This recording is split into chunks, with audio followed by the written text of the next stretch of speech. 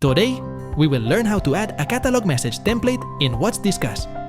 So, first, click on the WhatsApp business account, then click on Message Template. Here, you will see all your templates. You can click on this search icon to search for your message template. To add a new template, click on this add icon.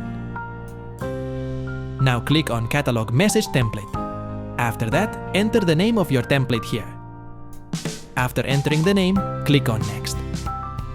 Select your template's language here. We are selecting English, then click on Next. Now, write the text of your message in the body section. After that, you can also add footer text in the footer, but the footer is optional. Once everything is filled, click on Preview to see the preview of your message. If everything looks good, click on this Save icon to save your message template. Your message template has now been added. You can click on this icon to view the information of your message template.